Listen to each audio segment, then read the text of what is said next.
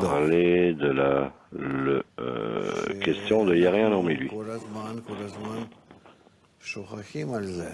Que nous sommes constamment en train d'oublier ça. Et c'est exprès, le Créateur, qui fait tout, et qu'il n'y a rien hormis lui,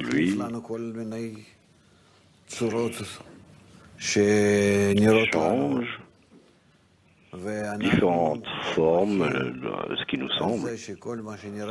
Et nous oublions le fait que tout ce que nous voyons uniquement dans le monde imaginaire, on l'appelle imaginaire parce que cela dissimule le Créateur derrière. Le Créateur est dissimulé, se cache derrière ce que nous voyons dans le monde minéral, végétal, animal et particulièrement les humains.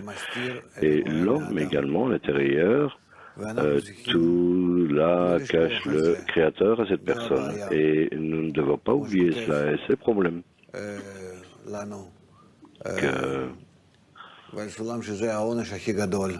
Comme l'écrit le Balasulam, que c'est la pire des punitions.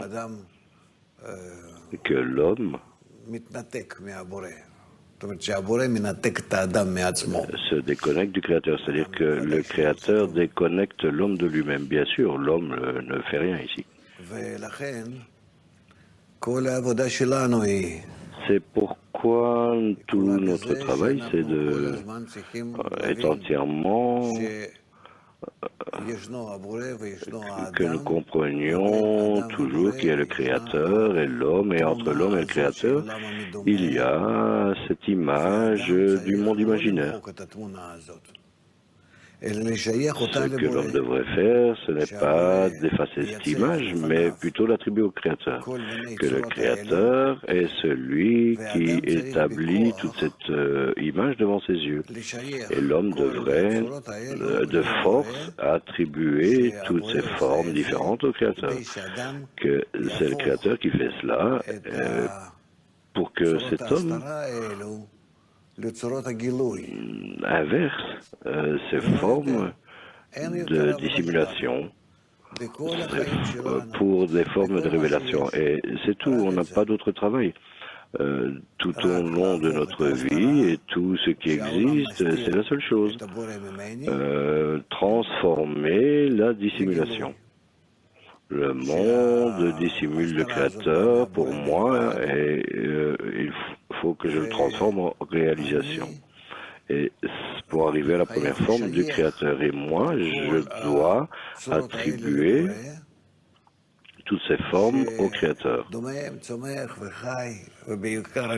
Minéral, végétal, animal et particulièrement le niveau parlant.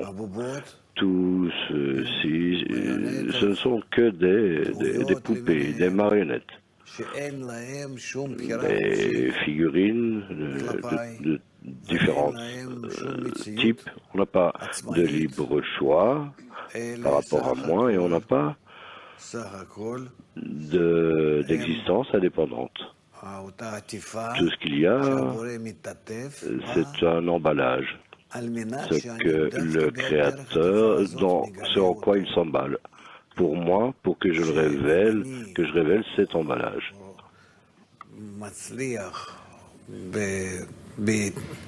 Et si je réussis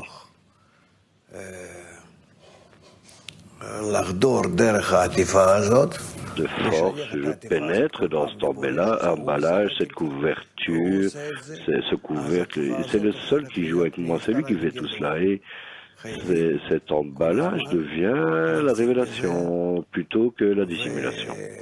Nous devons y accrocher constamment et nous renforcer les uns les autres dans ce type de perception de la réalité. C'est notre travail primaire. Et alors on commence à voir combien déjà nous travaillons directement avec le Créateur. Et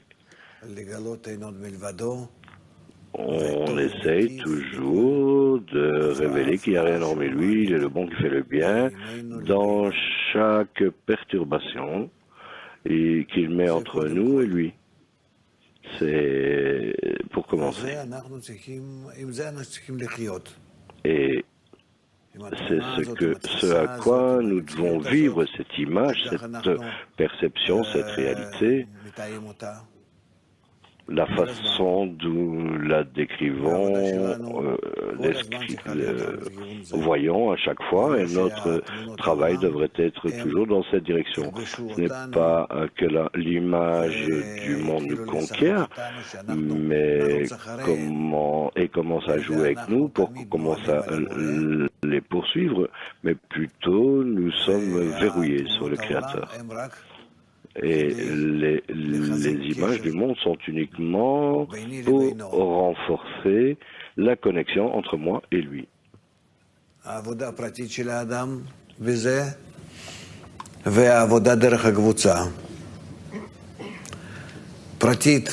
le travail individuel de chaque personne et le travail de groupe. L'individu est celui qui travaille dans la préparation, mais travailler dans un groupe, c'est déjà un travail béni. Là, il faut travailler avec l'arvoute, se renforcer les uns les autres, parce que après qu'une personne ait essayé de localiser le Créateur à chaque fois, d'une telle façon, comme on vient de le dire, là maintenant, il reçoit de telles perturbations, de tels obstacles, de multifacettes si complexes que uniquement par le groupe, on peut acquérir la bonne approche au Créateur qui est dans le groupe. Alors il commence à créer dans le groupe un système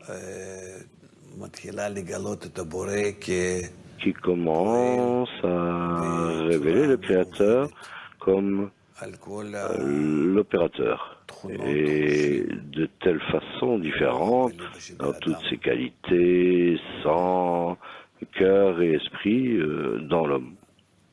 Je n'ai pas vraiment de mots pour expliquer ça, mais bien sûr, on n'a pas suffisamment travaillé de cette façon. Il y a une différence dans il n'y a rien hormis lui par rapport à l'individu et par rapport au groupe. Dans le degré le plus petit, cela peut être la révélation pour un individu, mais dans le général, niveau général, l'homme ressent qu'il doit avoir un groupe. Et ça, c'est l'instrument par lequel il révèle le Créateur, assurément, de manière différente dans 10 séphirotes.